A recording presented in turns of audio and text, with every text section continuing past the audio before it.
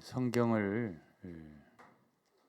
이렇게 구약을 한 권씩, 역대상은 29장까지인데 이렇게 한 번씩 이렇게 그 자세하게는 아닐지라도 이렇게 한번 이렇게 살펴보는 것은 유익하다고 생각해요. 자세하게 공부를 할 수도 있겠지만 그러려면 시간이 엄청 많이 걸리고 한 장씩 하면 29일이 걸리고 29번 집회가 필요하잖아요. 근데 이제 그렇게 하면 구약을 언제 보냐고 다. 그러니까는 일단 한번 이렇게 전체적으로 이렇게 살펴보고 그런 다음에 또 공부하고 어쨌든 자주 말씀을 들어보고 대하는 것이 배우는 우리로서는 굉장히 필요하다 그런 생각이 들어요. 그래서 이제 역대상하는 원래 히브리어 원전에는 역대상하가 한 권이에요. 한 권 더 있을 수밖에 없죠, 그죠? 역대기. 그리고 어떤 학자는 그 히브리어 원전에서 역대상, 역대하, 에스라, 느헤미야 이게 다 하나로 붙어 있다 이렇게 하고 그래서 그것을 쓴 사람은 이게 정확하게 우리가 알 수 없지만은 에스라일 것이다 이렇게 보는 견해가 유력합니다. 왜 그러냐면 이제 역대하 마지막하고 에스라서의 초반부하고 매우 같아요 내용이. 그래서 에스라 학사가 기록했을 가능성이 있다 이렇게 여러분들이 알면 되고요. 그래서 이 원래 이름이 일기 혹은 기록 이런 뜻입니다. 그래서 역대 군왕들, 유다 특히 유다의 군왕들의 실록을 기록하고 있다 이렇게 보면 돼요. 우리도 조선 왕조 실록 이런 실록이 있잖아요. 그런 왕조 실록 이렇게 생각하면 돼요. 그래서 이 책을 역대상을 읽으려면은 굉장히 문미건조하다. 왜 그러냐면 처음에부터 긴 족보 이야기가 막 나오거든요. 그런 10장까지 막 족보 얘기가 나오니까 이름만 알지도 못하는 이름만 막 나오니까 건너뛰고 11장서부터 읽는단 말이에요. 그럴 정도로 이 책은 좀 읽기가 좀 힘듭니다. 그래서 이제 이것을 조금 이렇게 설명을 해줘야 그 몸이 건조한 듯한 그런 10장까지의 뭐죠? 족보 이야기 속에서도 뭔가 그것을 기록한 의미가 있을 것이다. 그것을 우리가 한번 살펴볼 필요가 있는 거예요. 근데 일단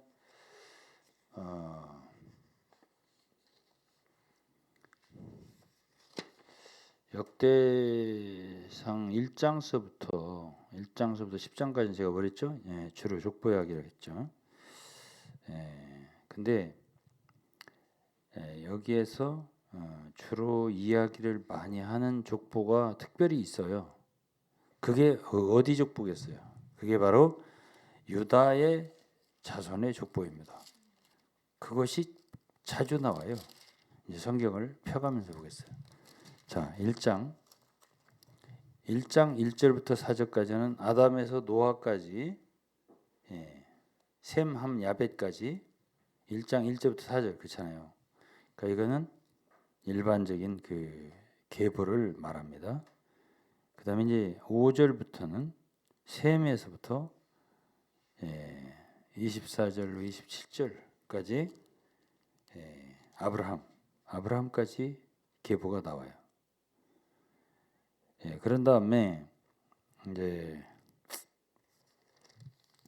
2장을 봅시다. 2장을 보면은 2장 3절을 보시면은 유다의 아들은 하고 나오죠. 유다의 아들 유다가 나와요. 그다음에 5절도 베레스가 나오잖아요. 이 베레스는 다말이 유다로 말미암아 유다가 며느리 다말로 말미암아 낳은 사람이 베레스와 세라예요. 그래서 이 유다의 족보를 쭉 얘기해요. 거기에는 이제 헤스론도 나오고 12절에 보아스도 나옵니다. 보아스는 누구죠? 룻의 남편이죠. 룻은 룻기에 나온 주인공이에요. 그리고 그게 쭉 유다 지파에 대한 이야기예요. 그다음에 이제 3장에 보시면은 1절에 다윗이 나와요. 그렇잖아요. 그러니까 내내 유다 지파의 얘기예요. 그러니까 전체적으로 골고루 모든 이스라엘 족보 다 얘기를 한 게 아니에요. 거기 중점 삼아 얘기한 지파가 있어요. 유다 지파예요. 그리고 다윗과의 이야기란 말이에요. 그러니까 하나님 말씀에서는 중심 삼는 것이 있다고. 그것을 눈치를 채야 돼요. 그런데 3장에 보니까 다윗으로 나오는 거예요. 다윗을 얘기해요. 그러면서 10절에 보니까 3장 10절에 보니까 솔로몬이 나와요. 솔로몬의 아들이 누구죠? 르호보암이죠. 솔로몬의 자손 이야기가 쭉 나온단 말이에요. 그다음에 4장에는 다시 보세요. 4장에 유다의 아들들은 베레스와 헤스론과 갈미와 훌과 소. 유다의 아들들이 또 4장에 나오잖아요. 그렇죠? 예. 그다음에는 다른 지파도 나와요. 이제 뭐 24절에 보면 시므온 지파라든가 뭐 이게 나오는데 그렇지만 내내 그 위에도 21절에 보면 유다의 아들 셀라의 자손 이게 나오죠.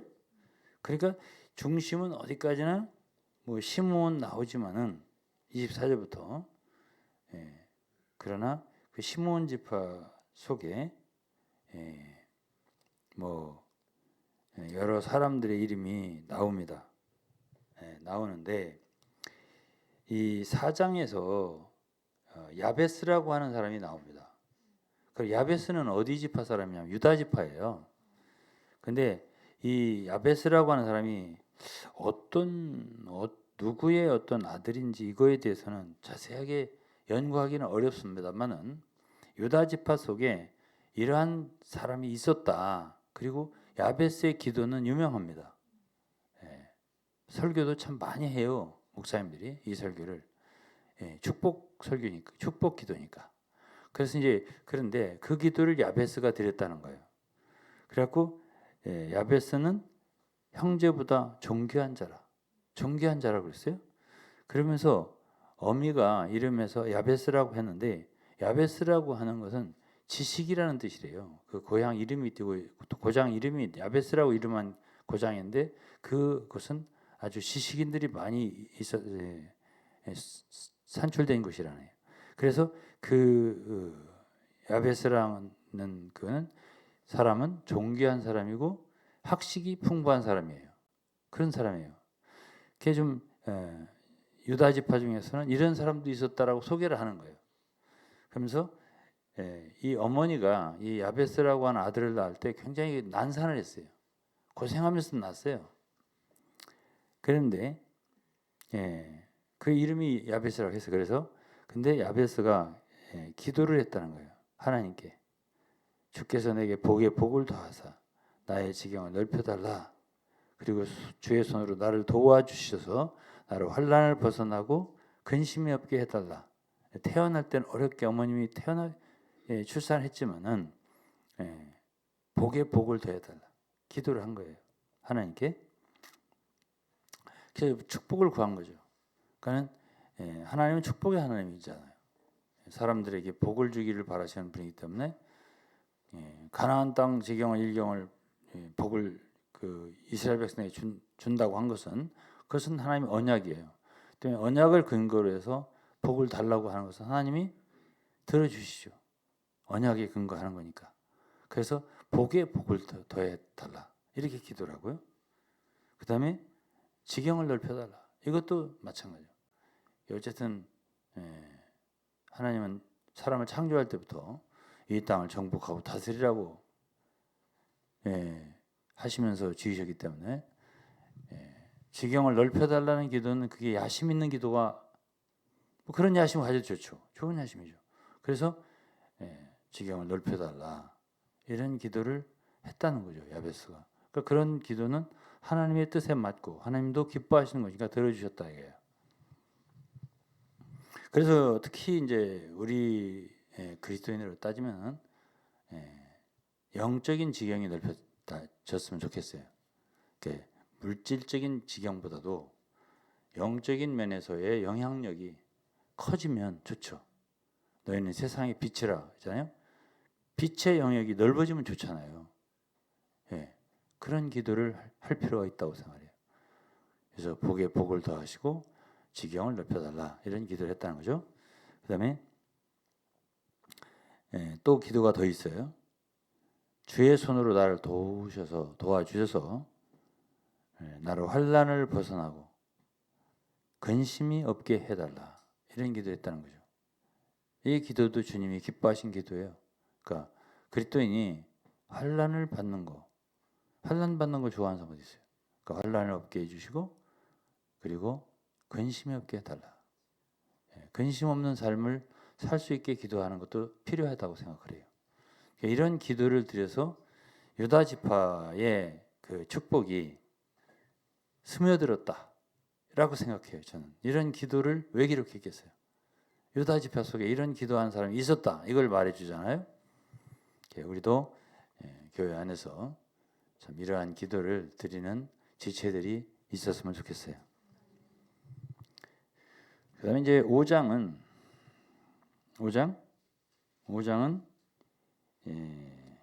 뭐 르우벤 지파가 나와요. 갓 지파, 므낫세 반 지파가 나옵니다. 이들의 족보도 기록을 했는데 이들의 족보에 대해서는 별로 적극적인 결과가 아닙니다. 그래서 5장 25절부터 보시면 저희가 그 열조의 하나님께 범죄하여 하나님이 저희 앞에서 멸하신 그 땅 백성의 신들을 간음하듯 섬긴지라. 그러므로 이스라엘 하나님이 26절이요. 아수르 왕 볼의 마음을 일으키시며 아수르 왕 디글랏 빌레셀의 마음을 일으키심에 곧 르우벤과 갓과 므낫세 반지파를 사로잡아 할라와 하볼과 하라와 고산 하숫가에 옮긴지라. 저희가 오늘까지 거기 있으니라. 이것은 무엇이 그들에게 그들이 하나님께 열조의 하나님께 범죄한 거냐면요. 이들은요 어떤 사람들이냐면은 요단강 동편에 기업을 받은 사람들이에요. 그러니까 하나님은 이스라엘 백성을 광야에서 모세의 인도를 받아서 요단을 건너서 가나안을 기업으로 받도록 되어 있어요. 그게 약속의 땅이에요. 그런데 요단을 건너기 전에 모세가 거기에 두 나라를 쳐부셨어요. 그래서 쳐서 멸했어요. 근데 그곳을 보니까 이들이 이 두 지파 반이 보니까 너무 좋은 거예요. 그러니까 우리는 이곳을 우리 기업을 삼겠습니다 하고 모세에게 요청했어요. 아실 거예요, 이야기를. 그러니까 모세가 그것을 허락을 했습니다. 그렇지만은 싸울 때는 다 같이 가나안 땅에 가서 같이 싸워야 한다. 그러니까 그들이 그렇게 하겠다고 하고 진짜 그렇게 해서 앞서 나가서 가나안 땅에 다 정복하는 전쟁에 참여하고 그리고 끝나고서 돌아갔다고요. 돌아갈 때도 좀 어떤 일이 있었죠. 뭐 건너기 전에 요단을 건너기 전에 뭐 단을 하나 쌓았는데 그것이 이제 나머지 이스라엘 백성들한테 오해가 돼가지고 막 싸울 뻔하고 근데 뜻을 알아보니까 괜찮고 그래서 그만두고 뭐 이런 얘기가 있다고. 돌아간 사람들이에요. 그러니까는 요단 건너편 그곳 가나안 땅에 오기 직전에 있었던 땅 그곳을 두 지파 반이 무슨 지파예요? 르우벤, 갓, 므낫세 반 지파 이 두 지파 반이 그곳을 택했다고요. 자기들이 택한 거예요. 그러니까 하나님 명령한 것은 어디까지나 그 목적지가 있는 거예요. 가나안이죠. 근데 이들은 그 가나안을 건너기 전에 자기들 임의로 자기 눈에 보기 좋은 대로 선택을 한 거고 그리고 하나님은 그걸 허락하셨어요. 허락하셨지만은 그거는 어찌 보면은 참 주님의 목적지, 주님이 원하시는 그 지점까지 이르지 않은 순종이야. 그것이 그렇게 좋은 최선의 선택은 아니란 말이에요. 중도의 선택이지. 자기들의 임의가 들어간 거죠. 그러한 것에 대해서는 별로 이게 좋은 결과를 갖지 못한다 하는 이야기를 5장의 마지막 부분에 하고 있어요. 그래서 사실은 이스라엘 백성들이 유다보다 먼저 멸망했잖아요. 먼저 멸망했는데 이스라엘 백성들이 전체적으로 멸망하기 전에 호세아 시대잖아요. 호세아 왕 시대에 멸망했다고 이스라엘이. 그런데 그보다 먼저 제일 먼저 멸망당한 게 어디예요? 바로 이 두 지파반이에요. 그 얘기를 하고 있어요. 지금 26절이죠. 5장. 그러므로 이스라엘 하나님이 아수르 왕 불의 마음을 일으켜서 그죠? 그래갖고 르벤과 갓과 므낫세 반지파로 사로잡아 이것저것에 옮겼다. 오늘까지 거기 있다. 제일 먼저 멸망한 거지 말하자면. 그러니까 참 우리 성도들이 이렇게 주님과 함께 길을 걸어가다가 함부로 중도에 머물지 마라. 그러면은 반드시 거기 결과는 좋지 않다. 그러니까 결국 이들은 정복 전쟁에 참여했어도 정복 전쟁하고 끝난 게 아니거든요. 가나안에 들어가서 한 7년 동안 정복 전쟁 했는데 계속적으로 가나안에서 대적들을 처부시할 필요가 있었던 거예요. 그렇지 않겠어요? 근데 그런 것들을 면한 거죠. 장래의 어려움을 면한 거죠. 그렇지만 어땠어요? 결과는 가장 먼저 멸망했다는 얘기예요. 그 다음에 6장부터는 레위입니다. 레위. 레위 지파에 대해서 6장에 있고 7장에는 이사갈 지파고 그 다음에 베냐민 지파가 나오고 납달리 지파가 나와요. 그 다음에 므낫세 아들들이 나옵니다. 므낫세는 절반은 요단 동편에 있는 거고 절반은 건너왔으니까 므낫세의 지파 있겠죠. 그 다음에 에브라임과 므낫세는 형제지간이었잖아요. 7장에 나옵니다. 그 다음에 아셀까지가 7장에 나와요. 그 다음에 이제 8장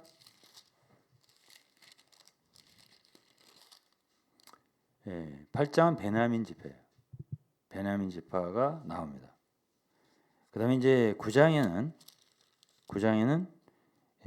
바벨론에 사로잡혔다가 본성으로 돌아온 이스라엘 사람들을 다뤄요.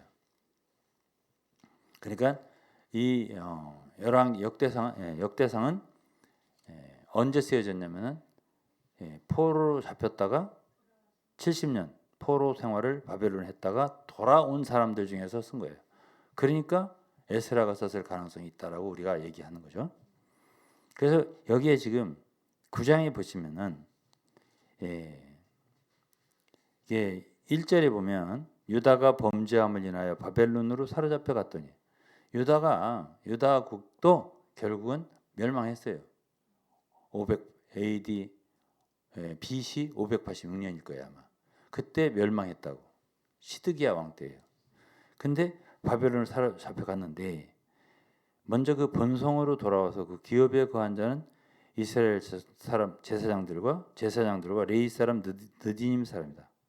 그리고 유다 자손과 베냐민 자손 그리고 에브라임과 므낫세 자손 중에서 예루살렘에 거한 자는 유다의 아들 베레스의 자손 중에 누구누구 이렇게 나오죠. 그래서 결국은 그 바벨론 70년 후에 예루살렘 성전을 재건하고 이스라엘 나라를 재건하기 위해 돌아온 사람들도 결국은 유다 지파예요. 앞장선 사람들이. 그러니까 유다 자손 중에서 그렇죠? 유다 자손 중에서 다윗 왕이 나온 거고 그다음에 다윗의 자손에서 예수 그리스도가 출생한 거예요. 그러니까 역대기를 보면은 어디에 중점을 두고 이 계보를 기록했는가를 눈여겨볼 필요가 있는 거예요. 거기에 하나님의 심중이 거기에 들어있기 때문에 그래요. 그다음에 이제 10장인데요. 10장은 블레셋 사람과 이스라엘이 싸웠다. 이게 이제 사무엘상으로 말하면 마지막 장 29장 30장 이때 여기쯤 돼요. 그러니까 길보아산 전투 이걸 다루는 거예요. 그러면 여기서 누가 어떻게 됐죠? 사울이 죽었죠. 사울과 요나단이 그 이야기를 한 것이 10장입니다. 자, 그러면 이렇게 해서 우리는 역대상의 1장부터 10장까지의 내용을 간략하게 살펴보았습니다. 그럼 지금부터는 11장부터 20장까지를 보겠습니다. 11장부터 20장은 누구 이야기냐면 주인공이 다윗이야 이야기예요. 다윗이 11장의 왕이 되는 이야기예요. 그것이 1절부터 9절까지 이야기입니다. 그래서 간단하게 말한다면 그 다윗은 기름 부음을 3번 받았다고 말할 수가 있어요. 첫 번째는 그 사무엘에게서 그 아들이 그 이새의 아들이 8이에요. 마지막 말째가 다윗이거든. 그래서 거기 가서 기름을 부으라고 한 건 여호와 하나님이에요. 그래서 기름 부음을 그때 처음으로 받는다고. 그 다음에는 사울이 죽은 후에 유다 사람들에게만 왕이 돼요. 그때 또 한 번 기름 받아요. 그 다음에는 이제 유다 사람 왜 유다의 왕만 되냐면 이스보셋이라는 엉뚱한 그 누구죠? 사울의 아들 왕이 돼가지고 이스라엘을 통치한 거예요. 그러다 보니까 다윗은 참 유다 자손만의 왕이 돼서 다스렸죠. 그러다가 이제 나중에는 이스라엘이 다 통합이 돼가지고 다윗을 왕을 만들죠. 그때 3번째 기름 부음을 받았어요. 그래서 이 3절에 11장 3절에 이스라엘 모든 장로가 헤브론에 이르러서 왕에게 나왔다 그랬어요. 그러면서 저희 언약을 세우고 그러니까 저희들이 다윗에게 기름을 부어서 이스라엘 왕을 삼았다 그랬습니다. 그래서 이제 그 4절부터는 예루살렘을 예루살렘 성을 수도로 삼으려고 그 여부수라고 했어요. 그 길을 그것을 치는 사람을 예루살렘을 수도로 삼으려고 그런 사람을 장관 삼겠다. 그랬더니 스루야의 아들 요압이라고 하는 사람이 그 일을 했기 때문에 그가 다윗의 장군이 되었습니다.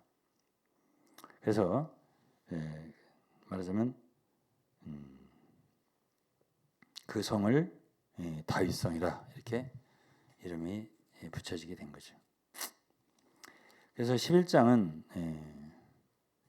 다윗이 왕이 되고 예루살렘을 수도로 취하게 된 이런 이야기가 나오고요. 그 다음에는 베들레헴 이야기가 좀 나와요. 15절부터는 베들레헴 이야기입니다. 그래서 그때 다윗은 산성에 있고 16절에 블레셋 사람의 영체는 베들레헴에 있다고 했습니다. 그러니까 블레셋 사람들이 베들레헴을 장악하고 거기에 진을 치고 있는 거예요. 근데 이때의 그 다윗은 어떤 사모함이 있냐면 베들레헴에 가서 성문 곁에 있는 우물물을 마시고 싶다 이렇게 표현해요. 누가 나로 베들레헴 성문 곁에 있는 우물물을 마시게 할고 이렇게 말해요. 왜 이런 갈망을 가졌을까? 그건 모르죠. 다른 예 안 썼으니까. 그럼 우리가 생각할 수 있어요. 다윗은 사실 베들레헴도 다윗의 동네라고 하잖아요. 그러니까 그곳에서 구주가 태어날 것을 이 다윗은 선지자라고 했습니다. 시편을 읽으면. 그러니까는 그 베들레헴이라는 동네를 사모하는 거지. 그걸 대적이 지금 진을 치고 있으니 그 우물물을 내가 마시고 싶다는 것은 그곳에서 구주가 태어날 곳인데 그런 마음이 있으니까 그곳에 대적을 갖다가 깨부시고 잠깐이라도 그 우물물을 나에게 마시게 할 자가 누구냐? 라고 했던 거예요. 그랬더니 그 세 용사가 블레셋 사람 군대를 충돌하고 가서 성문 곁에 베들레헴 성문 곁에 우물물을 길어 가지고 왔더니 다윗이 그 물을 마시기를 기뻐하지 않고 이것은 물이 아니라 피다 이렇게 말했다는 거예요. 내가 어찌 이 사람들의 피를 마실 수 있겠습니까? 라고 하고서 물을 마시지 않았다 이런 얘기예요. 그래서 주님의 역사는 이렇게 참 헌신하고 충성하는 사람들에 의해서 일어난다라는 것을 우리가 알 수가 있겠죠. 다음에 이제 12장 10장서부터 12장 내내 다윗과 함께하는 용사들 이름이에요. 12장도 마찬가지고. 이제 뭐 30용사가 있고 막 그래요. 12장 4절에 보면 뭐 열왕기에도 나오는 얘기들이에요. 그다음에 이제 12장까지가 다윗의 장군들 얘기고요. 13장부터는 언약궤 이야기입니다. 13장은 언약궤 얘기예요. 언약궤를 모셔오는 거죠. 근데 이제 우리가 열왕기에서 볼 때는 그 언약궤를 모셔오다가 이제 수레를 몰고 오다가 아히호와 우사가 이렇게 몰고 오다가 언약궤가 쓰러지려고 하자 우사가 그걸 쓰러지지 않도록 붙들었다가 거기서 즉사했어요. 그래서 다윗이 굉장히 분하고 그곳 이름을 베레스 우사다. 그래서 어떻게 감히 내가 이 언약궤를 가져올 수 있냐라고 하고서 그때 이제 여기도 있네요. 근데 그 얘기가 13장 그 10절에 나오네. 기돈의 타작마당에서 소들이 띠므로 괴가 이제 흔들렸을 거 아니에요. 우사가 손을 펴서 괴를 붙들었더니 여호와께서 진노하사 치심이 우사가 거기서 하나님 앞에 죽었다 했습니다. 그래서 우사를 충돌하심으로 다윗이 분하여 그것을 베레스 우사라 칭하니 그 이름이 오늘날까지 이르니라 그랬습니다. 그래서 다윗 하나님을 두려워하면서 어찌 하나님의 궤를 내 곳으로 모셔올까 해가지고 궤를 옮겨 드리지 못하고 그래서 가드 사람 오베데돔의 집으로 갔어요. 그래서 오베데돔의 집에서 그 석 달 3개월을 있게 되었다. 이랬는데 하나님이 그 오베데돔의 집과 그 소유에 복을 내리시더라. 그랬습니다. 그래서 이런 그 언약궤를 모셔오는 실패 얘기 13장에 나오는 얘기입니다. 그다음에 이제 14장은 이제 다윗이 여기 이때 2절에 여호와께서 자기로 이스라엘 왕을 삼으신 줄을 깨달았다. 이때서야 알았다. 이런 얘기요. 왕은 진즉이 됐는데 이때서야 정말로 하나님이 나를 이스라엘의 왕으로 삼으셨구나 하는 걸 깨달았다. 이런 이야기가 있습니다. 이런 건 굉장히 의미가 있는 얘기예요. 우리가 주님의 부르심을 받아 주님을 섬기게 되는데 정말 왜 주님이 나 같은 부족한 사람을 부르셨지? 그리고 잘 모를 때가 있어요. 그러나 어느 때 시점이 이르렀을 때는 주님이 부르신 게 맞구나 하는 것을 확증할 때가 있어요. 다윗도 이때 자기가 하나님이 비로소 기름 부어서 자기를 왕을 삼은 걸 깨달았다 이런 말이네요. 그러면서 이때 이제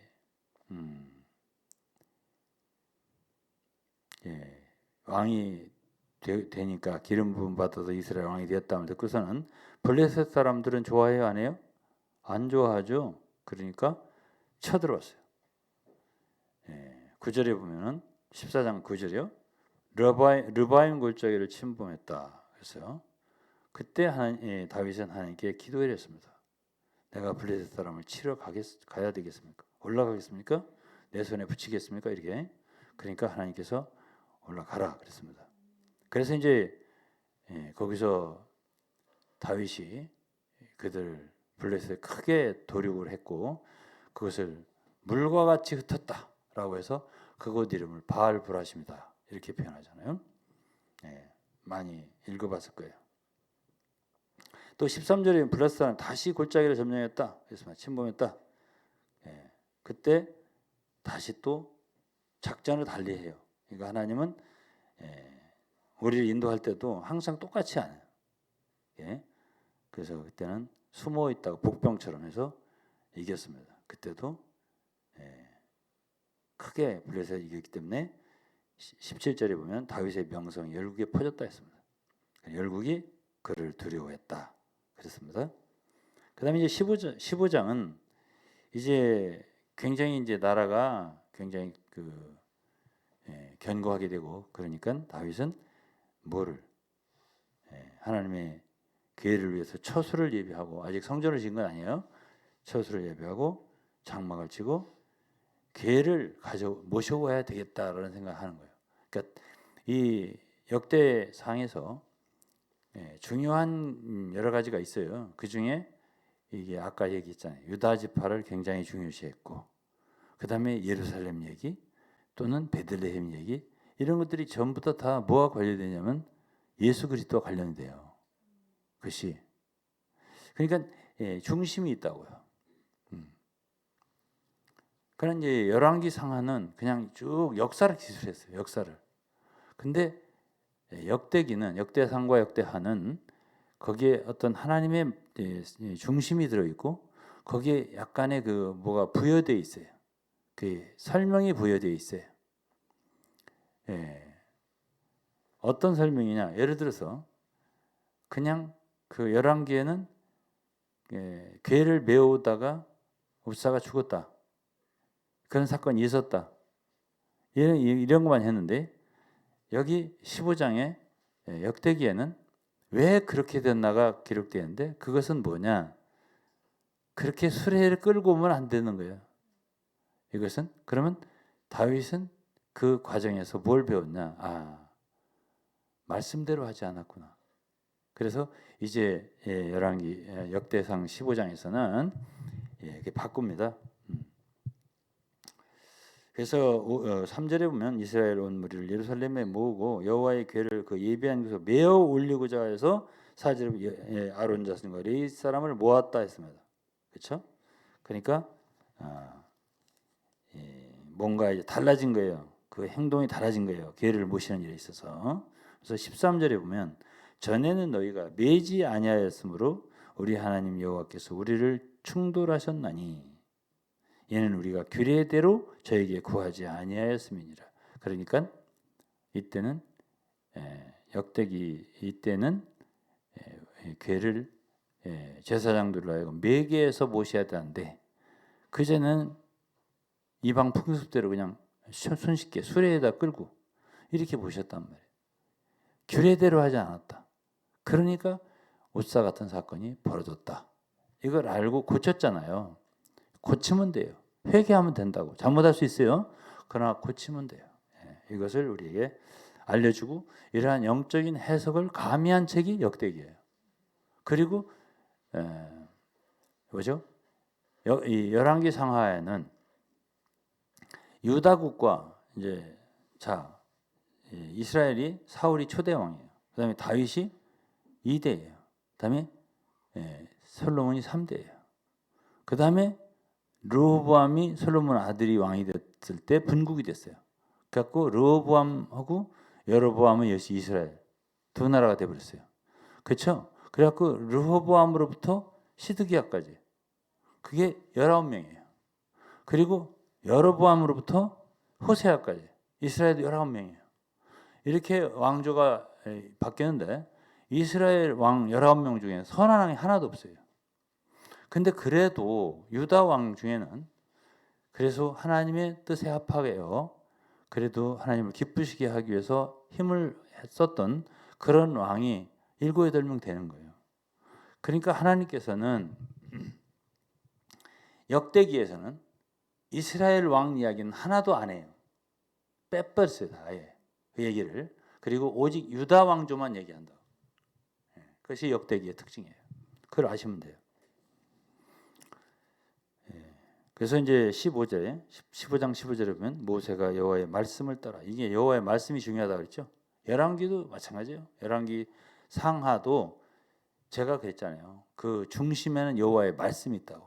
결국 말씀대로 행하지 않았을 때 하나님이 처벌이 있는 거예요.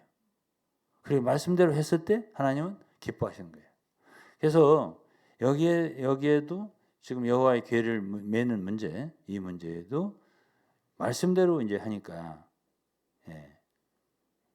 여호와의 말씀을 따라 명한 대로 레위 자손이 채로 하나님의 궤를 메어 꿰어 어깨에 매니라 그랬죠? 자, 이렇게 했을 때 되는 거죠. 자, 그게 이제 15장이고요. 자, 이제 16장.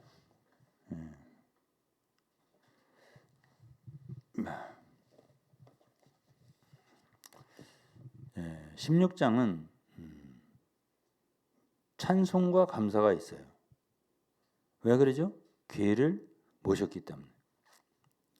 그래서 이제 다윗은 16장 2절에 번제와 화목제 드리기를 마치고 그리고 여호와의 이름으로 백성에게 축복을 했다고 그랬습니다. 그리고 4절에는 레위 사람을 세워 여호와의 궤 앞에 섬기고 이스라엘 하나님 여호와를 칭송하고 감사하며 찬양하게 했다. 됐어요.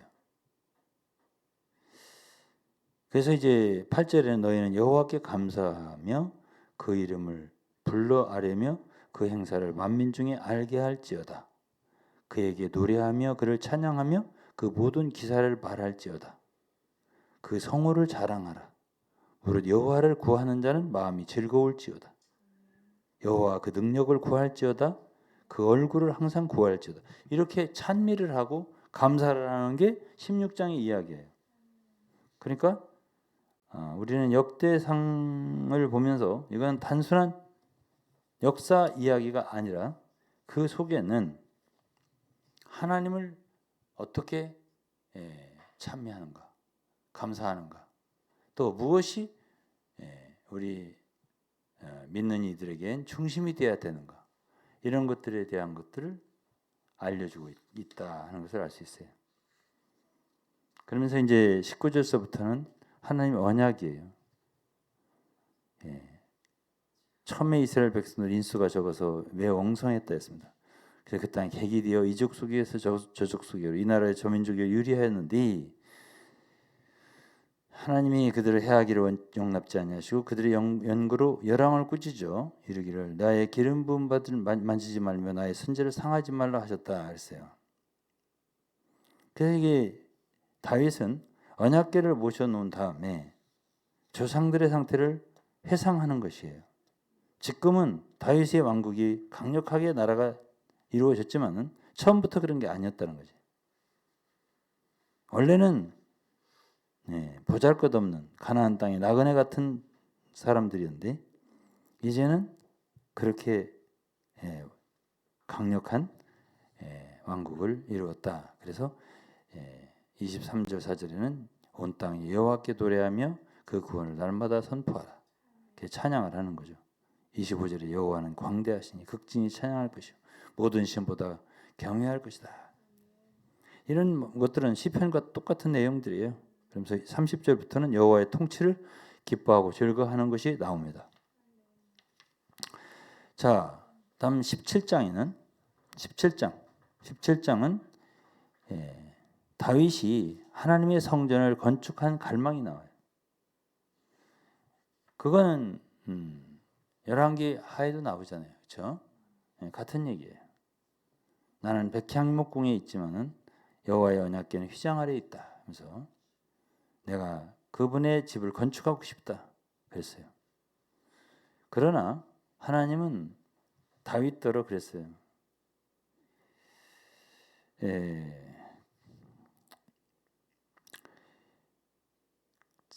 성전을 건축하는 일에 있어서는 너는 피를 많이 흘린 군인이다. 그렇기 때문에 너는 건축할 수 없고 너의 아들 중 하나가 그 집을 건축할 것이고 나는 그의 위를 견고하게 할 것이다. 이렇게 말했습니다. 그래서 이제 하나님은 어떤 사람에게든지 신세를 지고 싶은 마음이 없는 것 같은 그런 분이세요. 네가 나를 위한다고 하지 마라. 그랬어요. 하나님은 사람의 손으로 섬김을 받기 원하는 분이 아니다 이거예요. 친히 하나님은 주시는 분이에요. 하나님의 일은 하나님이 하세요. 단순한 얘기 같지만 굉장히 중요한 의미가 들어 있습니다.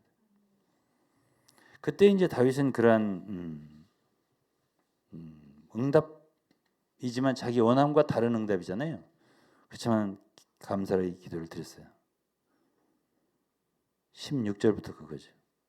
여호와 하나님이여 난 누구며 내 집은 무엇이고 한데 이에 이르게 했냐고. 그래서 자 이러면서 감사를 드렸습니다. 이것이 17장 내용입니다. 그 다음에 이제 18장은 다윗이 이렇게 이제 성전을 건축하고자 하는데 하나님은 그에게 네가 할 일 아니다 그랬잖아요. 그러면서 18장, 19장, 20장 이것은 주변 열국을 갖다가 정복하는 얘기예요. 18장은 블레셋, 그 다음에 19장은 암몬, 그 다음에 아람 연합군들을 물리치는 얘기예요. 20장은 라빠라는 성이요. 20장이 암몬 자손을 회파하는 거예요. 라빠를 쳐서 함락시켰다 했습니다. 이때에 이제 열왕기에 보면은 다윗이 범죄하는 게 나와요. 이때 다윗은 전쟁에 나가질 않습니다. 나가지 못하게 했죠. 장군들이. 그때 이제 간음을 범하게 되고 살인을 하게 되고 그런 끔찍한 범죄를 저지르게 되는데요. 그 이야기를 역대기에서는 뺍니다. 쓰지 않아요. 제가 시간이 되면 왜 그렇게 했는가는 말씀을 드릴 수 있어요. 그 다음에 21장은 사무엘하 24장과 중복된 내용입니다.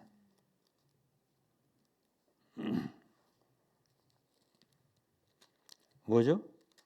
인구조사하는 거예요. 인구조사를 하는 것입니다. 그때 이제 간단하게 말하면 하나님이 다윗의 범죄로 인해서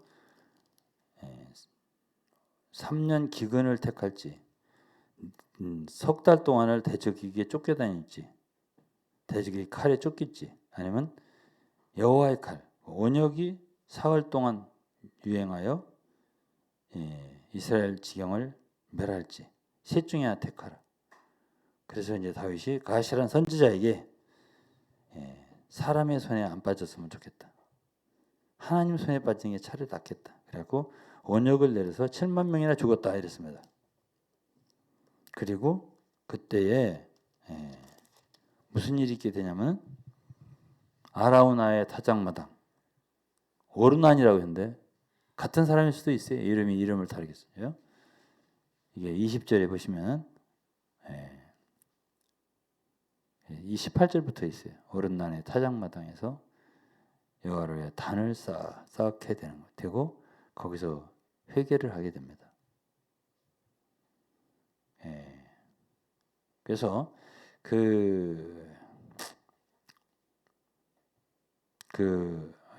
사무엘하 24장에는 내내 아라우나의 타작마당을 거기서 샀다고 그러는데요. 여기도 샀는데 금액이 달라요. 금액이 미안합니다.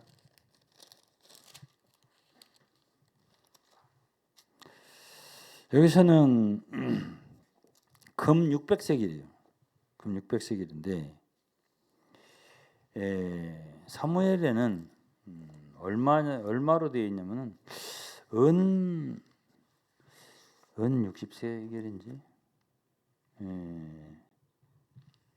은입니다. 은이고 사무엘에는 은 50세겔 맞습니다. 은 50세겔로 타작마당과 소를 사고 이랬어요.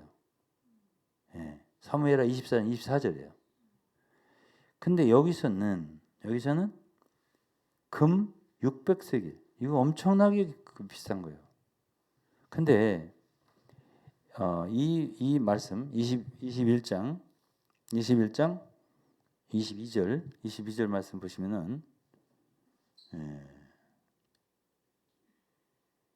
상당한 값이라고 했어요. 타작하는 곳이라고 그랬어요. 근데 25절에 보면 그 타작하는 곳이라고만 하지 않고 25절에는 기지라고 했습니다. 기지, 사이트. 그러니까 성전을 지을 기초예요. 이게 기초. 이곳이 성전의 터가 되는 것이거든요. 그래서 우리는 이 역대상에서 하나님이 중요시하는 게 뭔지를 알 수가 있어요. 그게 뭐냐면 성전 건축이에요. 쭉 뒤에 나온 얘기 성전 건축 얘기예요. 그런데 성전 건축을 하기 위해서 결국은 전쟁에서 18장, 19장, 20장 많은 열국을 다윗이 쳐부수는데 쳐부술 때마다 뭘 많이 가져냐면 금을 많이 가져요. 성전 건축의 재료를 많이 얻게 한다고 다윗으로 하여금. 그리고 이건 인구 조사를 해서 죄를 진 거예요. 다른 죄는 얘기를 안 했어요. 아까 뭐라 했죠? 바세바 우리아의 장군의 부인. 이것을 범한 죄. 우리아를 죽게 한 죄. 이런 얘기는 안 썼어요. 여기에. 역대상에 안 쓰고 오직 인구 조사를 해서 죄를 범한 거. 이건 기록을 하고요. 그래가지고 다윗이 회개를 했어요. 그리고 그 철저한 범죄 회개, 그리고 그 회개하기 위한 제단을 쌓은 곳, 그곳을 타작마당, 그리고 번제 드릴 소, 이거를 은 50세겔에 샀다. 사무엘하는 이렇게 24장에 써 있어요. 근데 이 역대기 25장에는 금 600세겔이다. 그렇게 해서 그건 기지다. 그 사이트 전체를 얘기할 때는 굉장히 비싼 값이에요. 600세겔이에요. 금 600세겔. 이렇게 해서 샀다. 그래서 이게 제가 이렇게 볼 때 그렇습니다. 이 교회를 건축하는 일은 쉬운 일이 아니에요. 절대 쉬운 일이 아니에요. 그렇기 때문에 거기에는 대가 지불이 필요해요. 그러니까 사도 바울은 갈라디아서 보면은 갈라디아 4장이 이랬어요. 내가 너희를 위해 다시 해산하는 수고를 한다. 이런 소리를 했거든요. 그거는 교회를 세울 때, 갈라디아 교회들을 세울 때 했던 수고예요. 처음에 해산할 때. 근데 지금 다시 율법주의자들한테 갈라디아 성들이 이렇게 요동했어요. 미혹됐단 말이에요. 그때 바울은 다시 너무나 마음이 괴롭고 힘들었어요. 골로새서를 쓸 때도 그랬어요. 내가 여러분들을 인하여 괴로워하고 있다. 그래도 내 마음은 기쁘다. 그랬어요. 그래서 그리스도의 남은 거다. 내 육체에 채우는 거다. 이랬어요. 그러니까 교회를 세운다. 이것은 사도들, 사역자들의 고난과 관계가 돼요. 대가 지불이 필요하다고. 아니 금 600세겔이 나가는 건 본인에게 나가는 거 아니겠어요. 그리고 다윗은 거기서 자기의 범죄를 말미암아 이스라엘 백성 7만 명을 희생시켰잖아요. 그리고 엎드렸잖아요. 그런 연후에 그 성전의 기초가 확립됐다 하는 얘기를 우리에게 주고 있는 게 역대상이에요. 그래서 성전터를 사게 됩니다. 그다음에 22장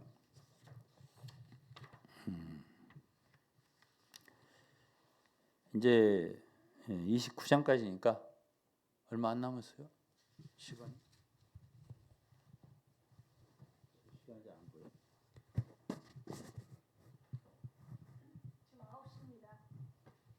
9시에? 네, 시계를 봐가면서 해야지. 그다음에 22장은 성전을 위해서 재료를 준비하는 게 나와요. 성전 재료는 아까도 제가 말했잖아요. 그 전쟁을 할 때 금을 많이 얻은 거 있어요. 그 다음에는 이방 사람들을 모으고 석수를 시켜서 전을 건축할 돌을 다듬었다. 그리고 문짝못이라든가 거물못에 쓸 철을 한없이 준비하고 심이 많아서 중수를 셀 수 없는 놋을 많이 준비했다 그랬어요. 또 4절에는 백향목을 무수히 준비했다. 누가 준비했다고? 이거 다윗이. 예. 그리고서 이제 5절에는 성전은 내가 건축하는 게 아니다.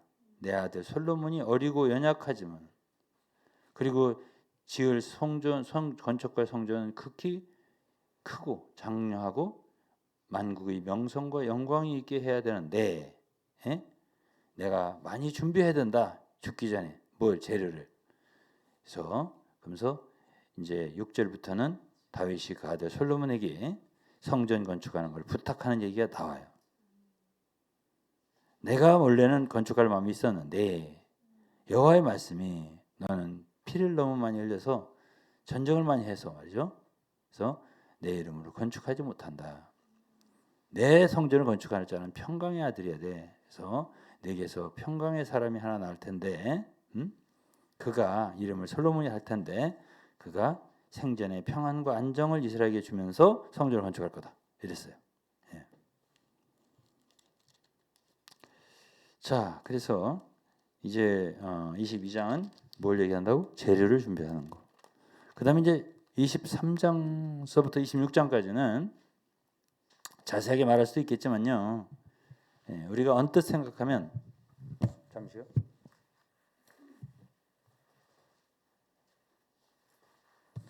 다윗은 그냥 성전터만 준비하고 성전 재료만 준비하고 그렇게 죽었다 이렇게 생각할 때지 몰라요. 근데 역대상을 읽어보면 다윗은 놀라운 사람이에요. 왜 그러냐면은 23장서부터 26장까지 있잖아요. 성전을 건축한 다음에 이제 이스라엘의 방백들, 제사장들, 레위 사람들을 모아가지고 이렇게 몇만 명이에요. 근데 그들로 해서 첫째는 뭐 문지기라든가 또는 찬송하는 사람들이라든가 그리고 그 제사장 레위 아들들의 그 뭐 족속에 따라서 게르손, 그핫, 무라리 등등 그래갖고 어떻게 레위인의 직무를 행할 것인가 하는 조직을 해요. 이것을 미리 해줘요. 다윗이. 그런 자세한 것이 나와요.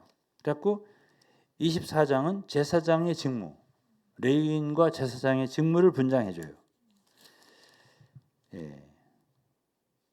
그리고 25장은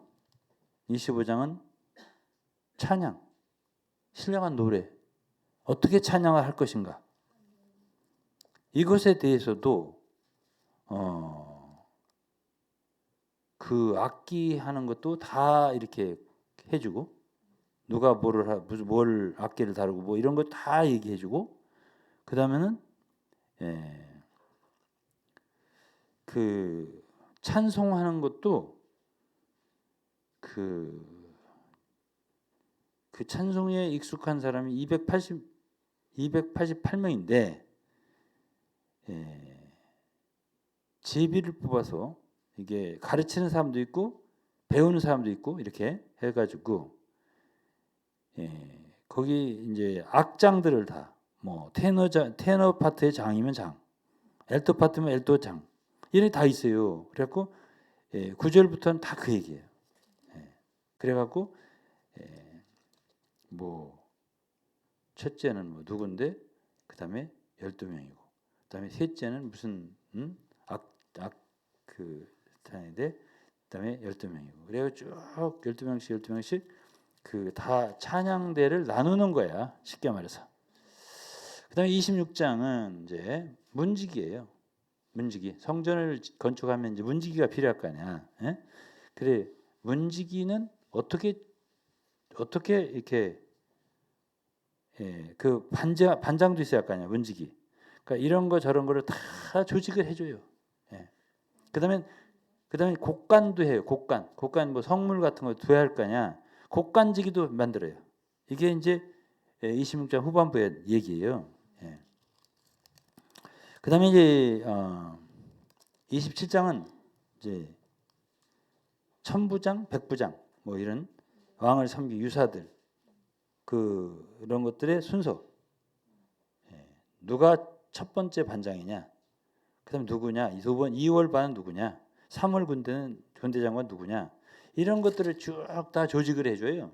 4월은 누구냐? 5월은 누구냐? 이게 27장 얘기예요.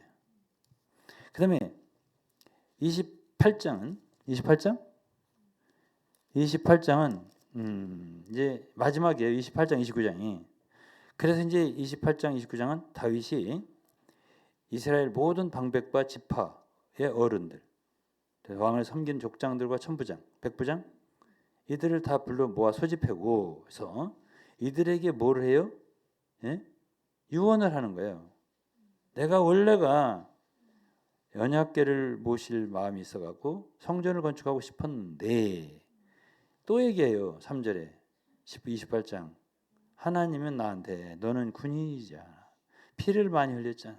내 전을 건축하지 못하려 이렇게 하시고 그러고서는 이제 아들을 솔로몬을 주셔가지고 그 아들을 통해서 성전을 건축하게 할 거다라고 하셨다는 거지. 이 이야기를 하면서 이들에게 부탁을 하는 거예요. 예?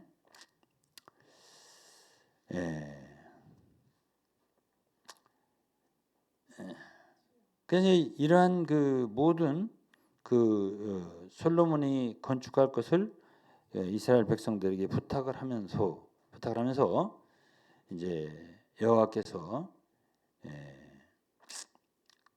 자기에게 여러 가지 준비를 하게 하셨다. 금이라든가 뭐 여러 가지를 만들게 준비하게 하셨다라고 말을 합니다. 말하고 그리고 그리고 이 역대상을 읽어보면 이 성전의 그 식양이 있잖아요. 건축의 청사진. 이게 솔로몬에게 준 게 아니에요. 하나님이 다윗에게 줬어요. 그래서 다윗이 솔로몬에게 이 성전은 어떻게 지어야 된다는 그 조감도를 다 알려줘요. 다만 짓는 것에 솔로몬이 하는 거예요. 이렇게 했어요. 그리고 29장이 마지막이에요. 29장은 성전 건축을 위한 참 회중한테 그래요. 다윗 왕이 1절에 보면 내 아들 솔로몬이 건축을 해야 되는데 이 성전은 너무나 크고 웅장한 건데 내 아들은 어리고 연약하다고. 이 역사는 너무 크다고. 근데 이 전은 사람을 위한 게 아니라 여호와 하나님을 위한 거다 이거예요. 그래서 나는 하나님의 전을 위해서 힘을 다해서 다 예비를 했다고. 기구를 만들 은이나 노시나 금이나 이런 것 준비를 해놨다. 이랬어요. 그래서 이제 그렇게 유언을 하는 거죠. 지금 이제 성전 건축을 위한 위임을 해주고 도와주라고 아들을 도와주라고 이렇게 하고 이제 6절부터는 그때 이제 모든 이스라엘 지파의 어른들 천부장 백부장 다들 헌신하는 게 나와요. 이게 헌신하는 것이 마지막이에요. 29장은 끝나는 것입니다. 그래서 헌신을 하니까 어때요? 찬미가 나오고 감사가 나오고 기쁨이 충만한 거예요. 22절에 보면 이날의 무리가 크게 기뻐하여 여호와 앞에서 먹고 마셨다 했습니다. 자, 이게 결국은 역대상이에요. 그래서 26절이면 29장 26절 마지막에 이새의 아들 다윗이 온 이스라엘의 왕이 되어 이스라엘을 치리한 날짜는 40년이라. 헤브론에서 7년을 치리하고 예루살렘에서 33년을 치리했다 그랬어요. 그리고 나이가 많아 70살밖에 안 됐는데 늙도록 부하고 존귀하다가 죽었다 그랬습니다. 그리고 그 아들 솔로몬이 대신하여 왕이 됐다 그랬습니다. 저보다도 조금 살아졌네요.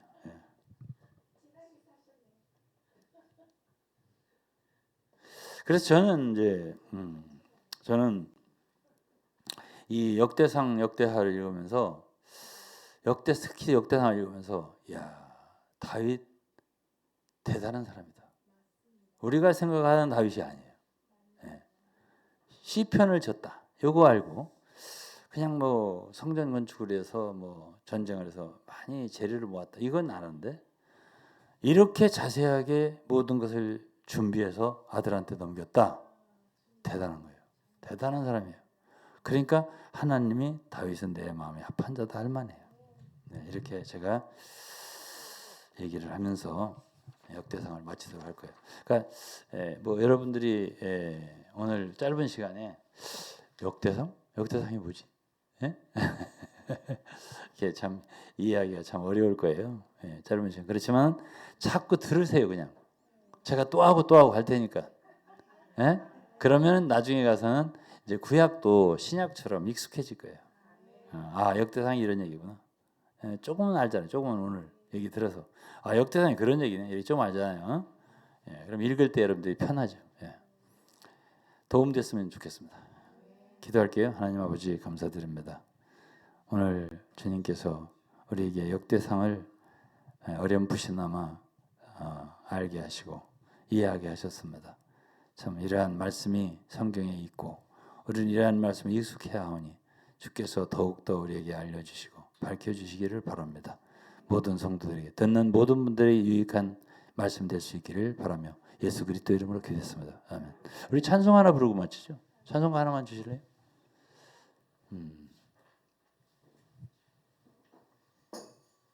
뭐 200장 부를까요? 그냥 뭐 쉬운 거로 부릅시다. 네, 200장은 제가 알아요. 뭔지. 달고 묘한 그 말씀이에요.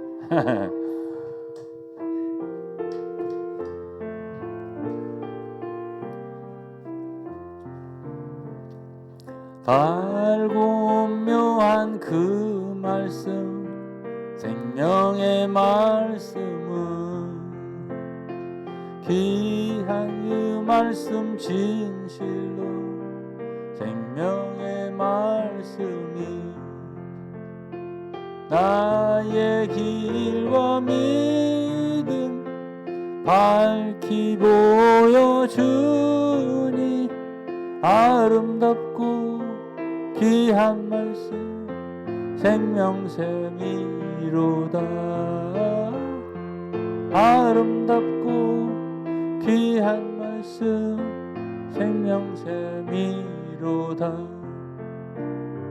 귀한 주님의 말씀은 내 노래 되도다. 모든 사람을 살리는 생명의 말씀은 값도 없이 받아 생명길을 가니 아름답고 귀한 말씀 생명샘이로다. 아름답고 귀한 말씀 생명샘이로다. 널리 울리어 퍼지는 생명의 말씀은 마음의 용서와 평안을 골고루 주나니 다만 예수 말씀 듣고 복을 받네. 아름답고 귀한 말씀 생명샘이로다. 아름답고 귀한 말씀 생명샘이로다.